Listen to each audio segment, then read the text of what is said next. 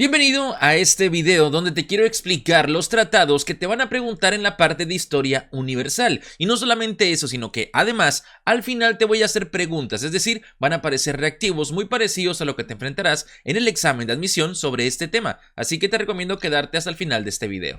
Y bueno, comenzamos con los tratados, comenzamos con el tema número 1. Que es las revoluciones burguesas, y en este caso vemos dos tratados. El primero es el Tratado de París de 1783. ¿Quiénes firman ese tratado? Como dice aquí, Estados Unidos y Reino Unido. ¿Cuál es el resumen del tratado? Este tratado puso fin a la guerra de independencia de las 13 colonias norteamericanas, es decir, las colonias que después se transformarían en Estados Unidos, pero que antes de ese tratado le pertenecían a Inglaterra. Dice, Gran Bretaña reconoció oficialmente la independencia de Estados Unidos, marcando el surgimiento de la Primera República moderna. Y después está el Tratado de Tordesillas en 1494, bueno, este sería un poquito antes. Este se firma entre España y Portugal. Es un acuerdo que dividió el mundo no descubierto, o sea, América, entre las dos potencias. Es decir, fíjate cómo este tratado se firma en 1494, solamente 2 años después de que Cristóbal Colón en 1492 descubría el continente. Si bien Cristóbal Colón todavía no sabía exactamente la magnitud de su desconocimiento, de su descubrimiento, sí se sabía que se había descubierto algo. Por lo tanto, mediante el Tratado de Tordesillas se establece o se divide el Nuevo Mundo. En parte de esto es para Portugal, esto otro es para España. Por eso hice entre las dos potencias, Portugal y España. Portugal recibió las tierras al este como Brasil, por eso en Brasil hablan portugués. Y España las del oeste, o sea, las demás. Tema número 2 sería la Primera Guerra Mundial. Acá hay varios tratados. Bueno, hay más en la Segunda Guerra, pero acá también tenemos un par de tratados. El primero es Tratado de Brest-Litovsk de 1918. Si recuerdas, la Primera Guerra Mundial es de 1914 a 1918. Normalmente, no es una regla, pero normalmente los tratados que tienen que ver con las guerras se firman al final de las guerras, porque son los acuerdos a los que se llegan, ¿no? ¿Quiénes firman este tratado? La Rusia bolchevique. ¿Qué significa esto? O sea, Rusia, pero ya cuando ha pasado por las dos revoluciones de 1917. En 1917, la Revolución de Febrero es la primera revolución con la que se tira o se echa abajo al zarismo. Al zar Nicolás II se derroca su imperio, y en ese mismo año, en octubre, hay otra revolución donde el gobierno provisional que se había establecido de Kerensky, Alexander Kerensky, es derrocado. Y es cuando se establece una Rusia bolchevique, una Rusia que después se transformaría junto con otras uniones en la Unión Soviética, ¿no? Entonces la Rusia bolchevique y las potencias centrales, Alemania, Austria-Hungría, todavía era Austria-Hungría, Imperio Otomano. ¿Cuál fue el resumen de este tratado? Permitió a Rusia salir de la guerra, pero a cambio se dio enormes territorios a Alemania. O sea, Rusia estaba en la Primera Guerra Mundial, de hecho estaba en la Triple Entente junto con Inglaterra y Francia, pero pues tenía sus propios problemas, tuvo que salirse, y para poderse salir de la guerra es que firma ese tratado. Luego viene el Tratado de Versalles, el tratado que termina firmando el fin de la guerra. Si bien la guerra había terminado, ese tratado fue el que, por un lado, estableció cosas como los castigos a Alemania, y al mismo tiempo ese tratado terminó propiciando o provocando la Segunda Guerra Mundial.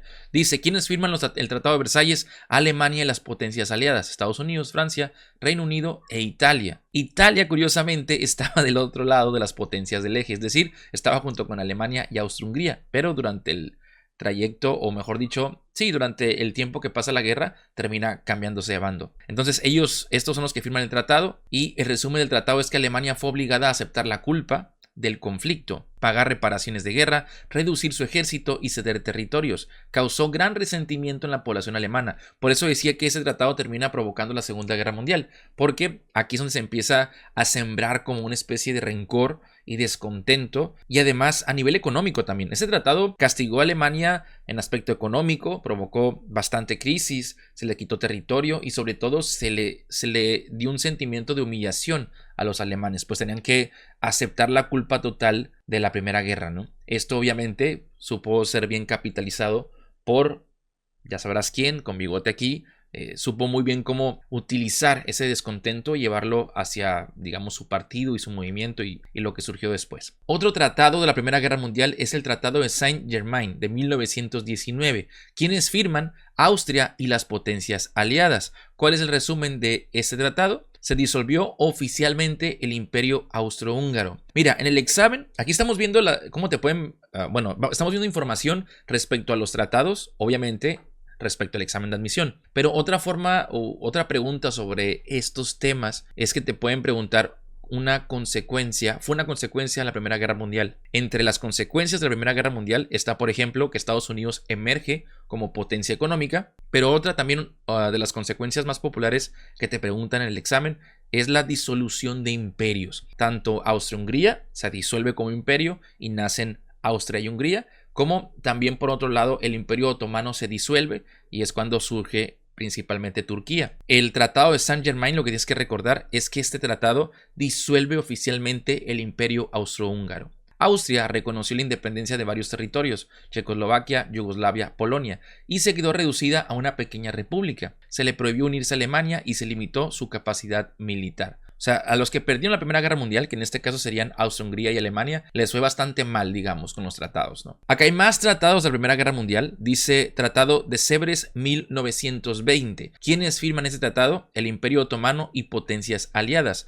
Reino Unido, Francia, Italia, Japón, etc. Ese tratado puso fin al Imperio Otomano. Recuerda, el Tratado Saint-Germain pone fin al Imperio Austrohúngaro. El Tratado de Sèvres pone fin al Imperio Otomano. Eso hay que tenerlo bien claro. Hey, antes de que sigas con este video, te quiero recordar que te puedes suscribir a este canal para seguirte preparando para tu examen de admisión a cualquier universidad. Y si te quieres preparar más profundamente y multiplicar tus posibilidades de quedar en la UNAM o en el IPN o en cualquier otra universidad, inscríbete al curso Super Pro de Univetas y poniendo el código Profe Miguel, así pegado Profe Miguel, tendrás un gran descuento. Univetas.com, Profe Miguel es el código. Tras la Primera Guerra Mundial, perdió vastos territorios y esos quedaron bajo el control de potencias europeas. Luego hay otro tratado, el Tratado de Trianón de 1920. ¿Quiénes firman? Hungría y potencias aliadas. Ya Austria y Hungría se habían separado, recuerda, con el Tratado de Saint-Germain. Y el resumen de este tratado es que reorganizó el mapa de Europa Central. Hungría perdió más de 2/3 de su territorio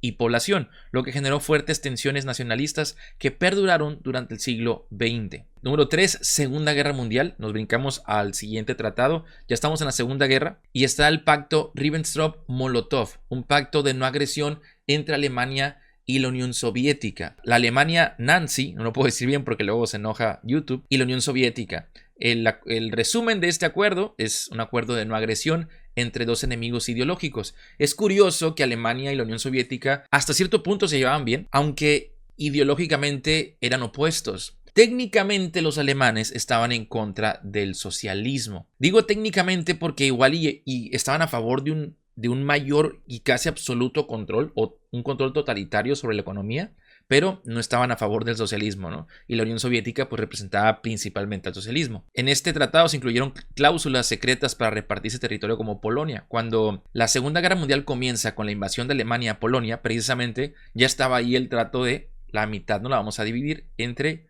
la Unión Soviética y Alemania. Ya con el tiempo, en 1941, es cuando ya que Alemania, o mejor dicho, Hitler, que no puedo decir, se da cuenta que la Unión Soviética intenta invadir Finlandia y le cuesta bastante hacerlo. Y es donde se da cuenta la Alemania nazi que la Unión Soviética, al batallar tanto con Finlandia, no está tan fuerte como parecía, y es cuando Alemania piensa: creo que podemos invadir la Unión Soviética. Y es cuando se hace la famosa Operación Barbarroja. El punto es que en un primer momento eran amigos, incluso firman ese tratado, pero después a la Alemania nazi pues no les importó, no les importó el tratado e intentan invadir la Unión Soviética. Para mucha gente ese fue el error de Hitler que le costó perder la guerra. Después dice, lo cual facilitó el inicio de la Segunda Guerra Mundial. Acá estamos en Guerra Fría, también hay un par de tratados importantes durante el tema de Guerra Fría, capitalismo contra socialismo. Está Tratado de Atlántico Norte, 1949, lo firma Estados Unidos, Canadá, Reino Unido, Francia, Italia, entre otros. O sea, el famoso, la OTAN, pues. Dice resumen, dio origen a la OTAN, una alianza militar defensiva entre países occidentales para contener la expansión del comunismo soviético.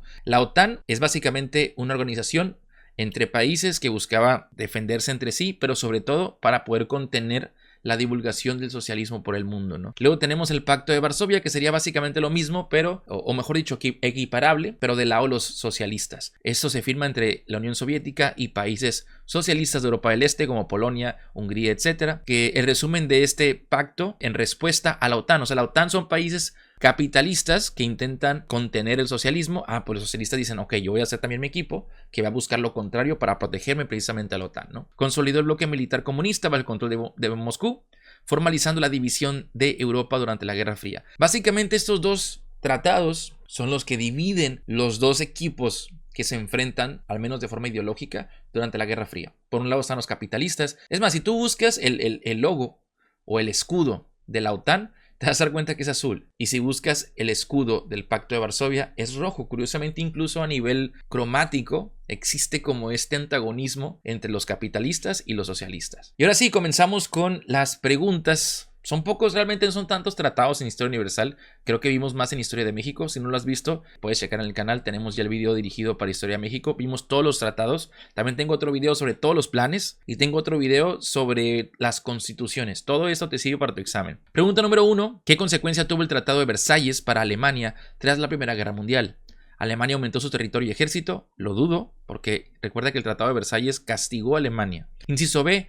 Imposición de culpas, reparaciones y cesión de territorios. Inciso C. Alemania formó una alianza con la Unión Soviética. Inciso D. Alemania se unió a Austria para formar un nuevo imperio. El Tratado de Versalles castiga a Alemania obligándolo a imponerle culpas por la Primera Guerra Mundial. Si bien no comienza directamente con Alemania, porque recuerda que la Primera Guerra Mundial comienza con el asesinato del archiduque de Austria, Franz Ferdinand. Entonces ahí es una cuestión de un serbio radical contra un austrohúngaro. Sin embargo, Alemania es quien termina haciendo que la guerra escale exponencialmente, ¿no? Por eso se suele culpar a Alemania de esto. Pero bueno, la respuesta correcta es la imposición de culpas, reparaciones y cesión de territorios. Esto está contenido en el Tratado de Versalles, que, como ya lo dije, castiga directamente a Alemania. Pregunta número 2. ¿Cuál fue el propósito principal del Pacto Ribbentrop-Molotov, firmado en 1939? Fíjate cómo la fecha te indica que es poco antes de que comience oficialmente la Segunda Guerra Mundial. Por lo tanto, la respuesta correcta es...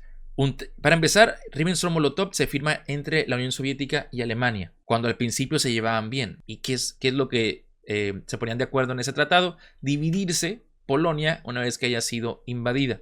Por un lado, dividirse Polonia, y por el otro, lo mencioné, es un tratado de no agresión. Por eso aquí dice evitar conflicto inmediato. Eso es lo que busca, evitar que entre estos dos haya algún conflicto. ¿Que después no se respetó? Pues no se respetó, pero en un primer momento era la idea, ¿no? Pregunta número 3. ¿Cuál fue la razón principal para la creación del Tratado Atlántico Norte en 1949? Aquí ya estamos en un contexto de Guerra Fría, ya acabó la Segunda Guerra Mundial, y ese tratado se firma con las potencias aliadas, es decir, con Estados Unidos y los países capitalistas. Por lo tanto, la respuesta correcta es crear una alianza militar defensiva contra el comunismo, contener al comunismo. Recuerden, los países capitalistas querían o buscaban contener al comunismo, obviamente liderados por Estados Unidos. Pregunta número 4. ¿Cuál era el propósito fundamental del Tratado de Sèvres en 1920? Consolidar el poder del Imperio Otomano en Medio Oriente, desmantelar el Imperio Otomano y repartir sus territorios, establecer una alianza militar entre el Imperio Otomano y Francia, promover la creación de una Liga de Naciones en Asia Menor. Tiene que ver con el Imperio Otomano, y recuerda que tanto el Tratado de Sèvres como el Tratado de Saint-Germain son tratados que disuelven imperios. Por lo tanto, la respuesta correcta es el inciso B, desmantelar el Imperio Otomano y repartir sus territorios. Y vamos por la última pregunta de hoy. ¿Qué significó el Tratado Brest-Litovsk en 1918? Un tratado que se firma después de la Primera Guerra Mundial. La salida de Rusia a la guerra con importantes pérdidas territoriales, el inicio de una ofensiva rusa contra Alemania, el establecimiento de una alianza duradera entre Rusia y Alemania, el reconocimiento de la independencia en Finlandia y los países bálticos. La respuesta correcta es el inciso A. Gracias a ese tratado, la Rusia bolchevique, pudo salirse de la guerra para atender sus problemas internos que llevaba, ¿no? Por eso hasta aquí llegarían las preguntas de hoy. Y también el video llega hasta aquí. Espero te haya gustado. Recuerda que tengo, como ya lo mencioné, videos sobre tratados de la historia de México. Tenemos también planes de la historia de México. Tenemos constituciones y vamos a seguir. El siguiente video van a ser 30 reactivos de cada tema del examen. Así que si tú ves cada uno de estos videos, vas a estar preparado en los diferentes temas que te pueden llegar a preguntar. Así que te recomiendo que te suscribas a este canal, que nos des un like y pues nada, nos vemos en el próximo video. Hasta la próxima. Bye. Aquí no se rinde quien sueña en voz alta. La historia te empuja, la duda se salta. Con profe Miguel como guía y motor, te formas, te enfocas y vas por honor. Core, tú vas a entrar, no es casual.